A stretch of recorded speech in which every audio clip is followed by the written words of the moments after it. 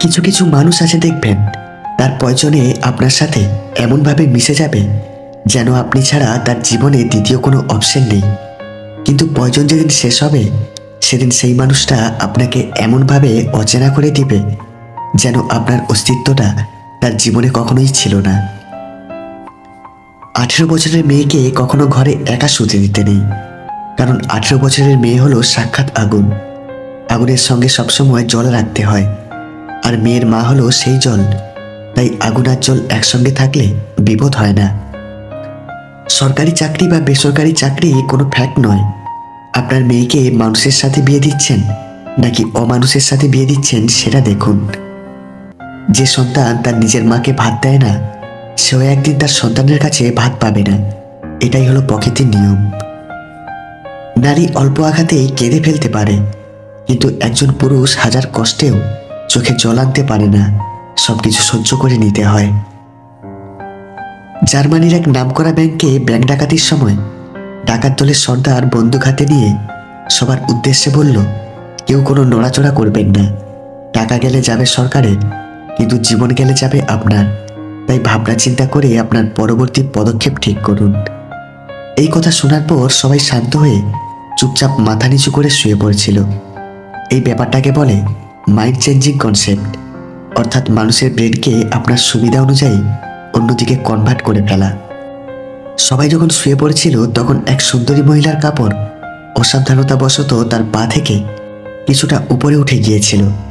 এমন সময় ডাকাত দলের সর্দার তার দিকে তাকিয়ে চিৎকার করে বলে উঠল, আপনার কাপড় ঠিক করুন। আমরা এখানে ব্যাংক ডাকাতি করতে এসেছি, রেপ করতে না। এই ব্যাপারটাকে বলে বিইং প্রফেশনাল, অর্থাৎ আপনি যেটা করতে এসেছেন সেটাই করবেন। যতই প্রলোভন থাকুক অন্যদিকে মনোযোগ দেওয়া যাবে না। যখন ডাকাতরা ডাকাতি করে তাদের আস্তানায় ফিরে এলো, তখন এক ছোট ডাকাত MBA পাস করা সে ডাকাত দলের সর্দার, যে ক্লাস 5 পর্যন্ত পড়াশুনো করেছে, তাকে বলল, বস চলেন টাকাটা গুনে ফেলি। ডাকাত দলের সর্দার মুচকি হেসে বলল, তার কোনো প্রয়োজন নেই, কেননা একটু পরে টিভি ছাড়লে নিউজ চ্যানেলগুলোই বলে দেবে আমরা কত টাকা নিয়ে এসেছি। ডাকাতরা চলে যাওয়ার সাথে সাথেই ব্যাংকের কর্মচারী ব্যাংক ম্যানেজারের কাছে ছুটে এসে বলল, স্যার তাড়াতাড়ি চলেন, পুলিশকে ফোন করি। এখনই ফোন করলে ওরা বেশি দূর যেতে পারবে না। ব্যাংক ম্যানেজার কর্মচারীকে থামিয়ে দিয়ে বলল, ওদেরকে আমাদের সুবিধার জন্যই এই 20 মিলিয়ন টাকা নিয়ে যেতে দেওয়া উচিত। তাহলে আমরা যে 70 মিলিয়ন টাকার গরমিল করেছি তাই ডাকাতির ভিতর দিয়েই চালিয়ে দেওয়া যাবে। এই ব্যাপারটাকে বলে সুইম উইথ দ্য টাইড, অর্থাৎ নিজের বিপদকেও বুদ্ধি দিয়ে নিজের সুবিধা হিসাবে ব্যবহার করা। কিছু সময় পরেই টিভিতে রিপোর্ট আসলো, ব্যাংক ডাকাতিতে 100 মিলিয়ন টাকা লোপাট। ডাকাতরা সেই রিপোর্ট দেখে বারবার টাকা গুনেও 20 মিলিয়নের বেশি বাড়াতে পারল না। ডাকাত দলের সর্দার আগে ক্রুদ্ধ হয়ে বলল, শালা আমরা আমাদের জীবনের ঝুঁকি নিয়ে এত কিছু ম্যানেজ করে মাত্র 20 মিলিয়ন টাকা নিলাম, আর ব্যাংক ম্যানেজার শুধুমাত্র এক কলমের খোঁচাতেই 80 মিলিয়ন টাকা সরিয়ে দিল। চোর ডাকাত না হয়ে পড়াশোনা করলেই তো বেশি লাভ হতো। এই ব্যাপারটাকে বলে নলেজ ইজ অর্থ অ্যাজ মাস অ্যাজ গোল্ড, অর্থাৎ ওসির চেয়ে মসি বড়। ব্যাংক ম্যানেজার মন খুলে হাসছে, কেননা তার লাভ 80 মিলিয়ন টাকা। 70 মিলিয়ন টাকার গরমিল করেও সে আরও 10 মিলিয়ন টাকা এই সুযোগে তার নিজের পকেটে ঢুকিয়ে ফেলেছে। এই ব্যাপারটাকে বলে seizing the opportunity. Daring to take risk, অর্থাৎ সুযোগ থাকলে তাকে কাজে লাগানোই উচিত। পোশাক হয়ে গেল ছোট, লজ্জা চলে গেল। শিক্ষক হয়ে গেল ব্যবসায়ী, শিক্ষা চলে গেল। মানুষ হলো টাকার গোলাম, মনুষ্যত্ব চলে গেল। একজন আদর্শবান স্বামীর উচিত তার স্ত্রীর খেয়াল রাখা। তাই রোজ একবার হলেও তাকে জিজ্ঞেস করা উচিত তার কোনো কষ্ট আছে নাকি, কারণ মেয়েরা নিজের কষ্টের কথা সহজে কারো কাছে প্রকাশ করতে চায় না। একাধিক পুরুষের সাথে সম্পর্ক করে যেসব মেয়েরা বা নারীরা তারা কখনোই ভালো হয় না, তাদেরকে ভালো মেয়ের তালিকায় ফেলা যায় না। তাদের এই 3টি লক্ষণ চিনে রাখুন। নাম্বার 1, পরকীয়া করা মেয়েরা থাকে একজনের সাথে কিন্তু মনে মনে চিন্তা করে অন্য আর একজনের কথা। এই ধরনের মেয়েরা ছেলেদের জন্য খুব খারাপ হয়। নাম্বার 2, এরা একজনের সাথে বেশি দিন থাকে না। আজ একজন তো কাল আরেকজন, কিছুদিন পর পর এদের সঙ্গী বদল হতে থাকে। আর নাম্বার 3, এদের জীবনে ইমোশনের কোনো মূল্য থাকে না। ইমোশন এদের কাছে তুচ্ছ একটি বিষয়। কারণ ইমোশনের কথা এরা ভাবে না, এরা সবসময় নিজের স্বার্থ অনুযায়ী পছন্দ বেছে নেয়। মেয়েদের সব থেকে বড় সম্পদ হলো তার চরিত্র। কোনো মেয়ে যদি দেখতে খারাপ হয় তাহলে তার সংসারে কোনো ক্ষতি হয় না, কিন্তু যদি তার চরিত্র খারাপ হয় তাহলে তার সংসার ধর্ম সব শেষ হয়ে যায়। সাথে সাথে সেই মেয়েকে যে বিয়ে করেছে তার জীবনও শেষ হয়ে যায়। তাই বিয়ের আগে মেয়ের চরিত্র জেনে বিয়ে করা উচিত। জীবনে শান্তি চাইলে যে 5টি কথা কখনো কাউকে বলবেন না। নাম্বার 1, স্বামী এবং স্ত্রীর গোপন কথা। নাম্বার 2, আপনার খারাপ কাজের কথা। নাম্বার 3, আপনার উপার্জনের কথা। নাম্বার 4, আপনার পরিকল্পনার কথা। আর নাম্বার 5, আপনি যদি জ্ঞানী হন তাহলে এটা বলে বেড়ানো। বউয়েরা ঘরের লক্ষ্মী, এদেরকে যত বেশি ভালোবাসা দেওয়া হয় তত বেশি সংসারে শান্তি আসে। সেই পুরুষই কাপুরুষ যে স্ত্রীর কাছে প্রেমিক হতে পারেনি। একটা ছেলে হোক বা মেয়ে কোনোদিনও ভালোবাসার মানুষটাকে অন্য কারোর সাথে কল্পনা তো দূর, কারোর সাথে একটু কথা বললেও সহ্য করতে পারে না। ভালোবাসাটাই এমন। কিছু সত্য কথা যা আমাদের সকলের জানা দরকার। পাথর শক্তিশালী, কিন্তু লোহার সাহায্যে তা ভাঙা যায়। লোহা শক্তিশালী, কিন্তু আগুন তাকে নরম করতে পারে। আগুন শক্তিশালী, কিন্তু জল তাকে নিভাতে পারে। জল শক্তিশালী, কিন্তু মেঘ তাকে উড়িয়ে নিতে পারে। মেঘ শক্তিশালী, কিন্তু হাওয়া তাকে বহন করতে পারে। বাতাস শক্তিশালী, কিন্তু মানুষ তা বহন করতে পারে। মানুষ শক্তিশালী, কিন্তু ভয় তাকে দুর্বল করতে পারে। ভয়ও শক্তিশালী, কিন্তু মদ তাকে ভুলিয়ে দিতে পারে। মদ শক্তিশালী, কিন্তু ঘুম তাকে ভুলিয়ে দিতে পারে। ঘুমও শক্তিশালী, কিন্তু মৃত্যু অধিকতর শক্তিমান। আর মৃত্যু অধিকতর শক্তিমান, কিন্তু তা সৃষ্টিকর্তার ইচ্ছায় হয়। তাই নিশ্চয়ই সৃষ্টিকর্তা সর্বশক্তিমান। আপনার প্রিয় মানুষটিকে এই 3টি প্রশ্ন করুন, তাহলে বুঝতে পারবেন সে আপনাকে কতটা ভালোবাসে। নাম্বার 1, তুমি আমাকে কেন ভালোবাসো? নাম্বার 2, একদিন যদি আমার সব কিছু চলে যায় তাহলে তুমি কি আমার পাশে আর থাকবে? আর নাম্বার 3, আমার জন্য তুমি আর কতদিন অপেক্ষা করতে পারবে? কখনো কাউকে কথা বলার জন্য বারবার অনুরোধ করার দরকার নেই, কারণ যার কাছে তোমার সত্যিকারের মূল্য থাকবে সে হাজার ব্যস্ততার মাঝেও তোমাকে সময় দেবে।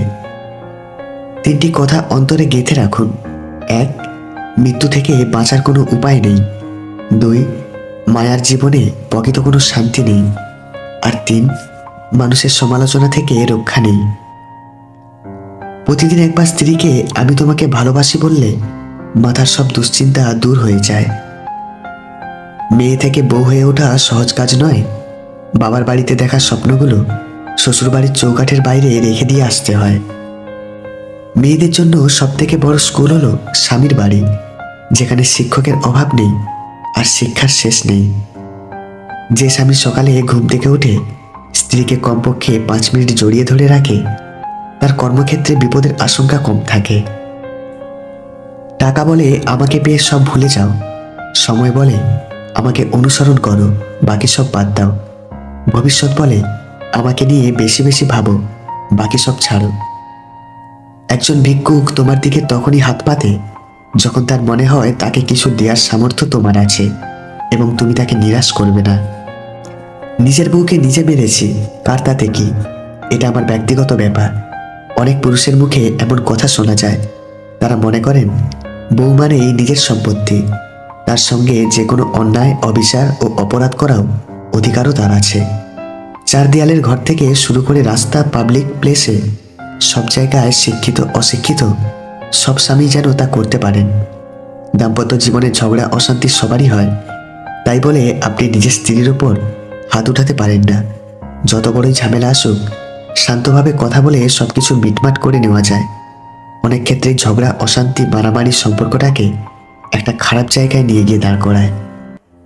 90% পুরুষ শাশুড়িকে মায়ের মতো শ্রদ্ধা করে, কিন্তু 90% মেয়েরা শাশুড়িকে পরিবারের বোঝা মনে করে।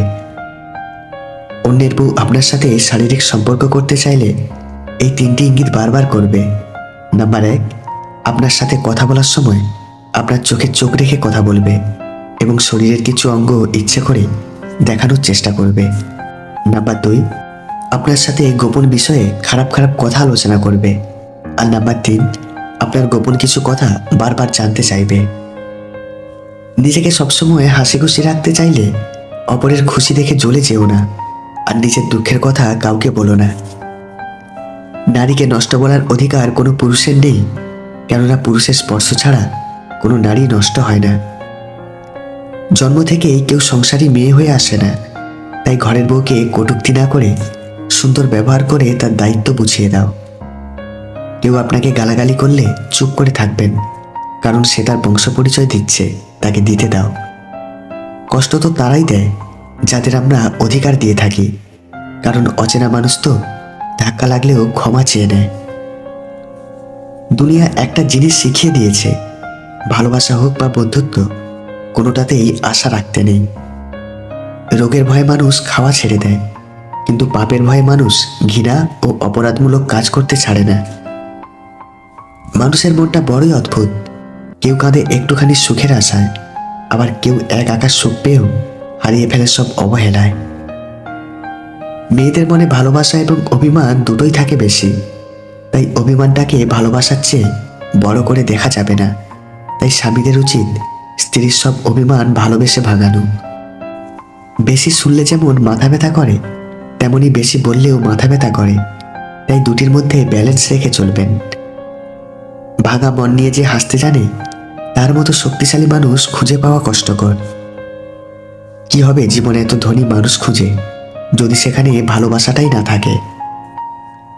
নিজের দিক থেকে সৎ থাকুন, ঠকলে অন্তত এই ভেবে শান্তি পাবেন যে আমি ঠিক ছিলাম। আসলেই সত্য শান্তি দেয়। যার জন্য তোমার মন পুড়ে ছাই, খোঁজ নিয়ে দেখো তার অন্তরে তুমি নাই। বাড়িতে মানবে না, এই কথাটির জন্যই অনেক ভালোবাসা শেষ হয়ে গেছে। উপদেশ সেই অপ্রিয় সত্য যা শুনতে আমরা কেউ আগ্রহী নয়, আর প্রশংসা সেই প্রিয় মিথ্যা যেটি শুনতে আমরা সবসময় আগ্রহী হই। খারাপ সময়টা হয়তো অতীত হয়ে যায়, কিন্তু মানুষের খারাপ ব্যবহার কখনো অতীত হয় না। পশুরাও একে অপরকে বোঝে, আর মানুষ সে তো সবসময় অন্যকে নিচু করার সুযোগ খোঁজে। সোনা রাখার জন্য লকার পাওয়া যায়, টাকা রাখার জন্য ব্যাংক পাওয়া যায়, কিন্তু কথা দিয়ে কথা রাখার মতো মানুষ পাওয়া যায় না। মাঝে মধ্যে কিছু মানুষের কথায় এতটাই খারাপ লাগেছে, তাদের দিকে তাকিয়ে ভাবি আমিও যে মানুষ, এটা হয়তো তারা ভুলে গেছে। তেতো হলেও সত্যি, আমাদের অধিকাংশ বন্ধুই গোপনে আমাদের ঘৃণা করে। নারী যে কোনো প্রতিকূল পরিস্থিতিতে ধৈর্য ধরে, কিন্তু পুরুষ সেই পরিস্থিতি সহ্য করে তার সমাধান করে। নারীর ধৈর্য প্রতিরূপে অশ্রু দেখতে পাই, আর পুরুষের আমরা অক্লান্ত পরিশ্রম দেখতে পাই। ভোরে ওঠা খুবই ভালো, সেটা মানুষ করতে চায় না, আর রাত জাগা খুবই খারাপ, সেটাই মানুষ বেশি বেশি করে। যে হারায় কেবল সেই একমাত্র বোঝে হারানোর যন্ত্রণাটা কত তীব্র। সেই জানে প্রিয়জনের শূন্যতা কতটা পোড়ায় ভিতরে ভিতরে। কেউ আঘাত দিলে না কেঁদে এই 5টি কাজ করুন। নাম্বার 1, নিজের প্রতি বিশ্বাস রাখুন। নাম্বার 2, নিজেকে কাজের মধ্যে ব্যস্ত রাখুন। নাম্বার 3, ভালো মানুষের সাথে সময় কাটান। নাম্বার 4, নিজের ধর্মচর্চা করুন। আর নাম্বার 5, মায়ের সাথে বন্ধুত্বপূর্ণ সম্পর্ক গড়ে তুলুন, কারণ এই পৃথিবীতে মা একমাত্র ব্যক্তি যিনি আপনাকে নিঃস্বার্থভাবে ভালোবাসেন। মানুষ কখন হিংসা করে জানেন? আপনার উন্নতি দেখে, আপনার সুখ দেখে, আপনার ইনকাম দেখে, আপনার খুশি দেখে। আর মানুষ খুশি হয় শুধুমাত্র আপনার কষ্ট দেখে। এমন কিছু করো যাতে মৃত্যুর আগেই মানুষ বলে এই মানুষটা মনে জায়গা করে নিয়েছে। যখন কোনো মানুষের সময় খারাপ যায়, তখন কেউ তার হাত ধরে না, সবাই তার ভুল ধরে। কেউ যদি আপনাকে হিংসা করে, করতে দিন। মনে রাখবেন, হিংসা তারাই করে যাদের যোগ্যতা কম। সত্যি কথাটা হলো, সব মেয়ে যদি টাকা দেখে বিয়ে করত, তাহলে গরিব মানুষগুলোকে কখনো সংসার করতে দেখা যেত না। হীরার নিজস্ব কোনো খনি নেই, হীরার জন্ম কয়লার খনিতে, কিন্তু তাই বলে হীরা কখনো কয়লার দামে বিক্রি হয় না, বা কেউ হীরাকে কয়লাও বলে না। সহস্র লাখো টন কয়লা উত্তোলনের পরেই তারপর শুধু হীরার দেখা মেলে। অতএব তোমার জন্ম যেখানেই হোক, তোমার কর্মগুণেই তোমাকে বড় হতে হবে। একটা শিশুকে দুনিয়ার মুখ দেখাতে মা যেই কষ্ট সহ্য করে, তা বাবা সারা জীবন ভালোবেসেও শোধ করতে পারে না। তাই প্রত্যেকটা স্বামীর উচিত তার সন্তানের মাকে কোনো রকম কষ্ট না দেওয়া। বর্তমান সমাজে তুমি যত বেশি সততার সাথে কথা বলবে, তত বেশি অসম্মানিত হবে। মানুষ ফ্রিতে দুটো জিনিস দেয়, কষ্ট আর পরামর্শ। তাড়াহুড়ো করে পাওয়া জিনিস বেশি দিন টিকে থাকে না, আর যে জিনিস বেশি দিন ধরে টিকে থাকে তাকে তাড়াহুড়ো করে পাওয়া যায় না। যাকে তাকে পথ চিনিয়ে দেবেন না, কারণ পথ চেনা হয়ে গেলে দেখবেন সে আপনার পথেই কাঁটা বিছিয়ে দেবে। পৃথিবীতে নিজের স্বার্থ ছাড়া কেউ পাশে থাকে না। কি আছে এই ভালোবাসা নামক শব্দের মধ্যে, যার কারণে প্রতিনিয়ত হাসি খুশি থাকা মানুষগুলোকে দেখি মরে যায়। যে অবহেলা করে, অপর প্রান্তের মানুষটার কতটা কষ্ট হয় সে কখনো বুঝতে পারে না। জীবনের সবচেয়ে কঠিন কি জানেন? সৎ থাকা ও সহজ হওয়া। শাশুড়ির মুখ থেকে মা ডাকটা শোনা সত্যি ভাগ্যের ব্যাপার, যা সকল মেয়েদের কপালে জোটে না। সময়টা তোমার, তাই তুমি অবহেলা করছো। অপেক্ষাটা আমার, তাই আমি ধৈর্য ধরে আছি।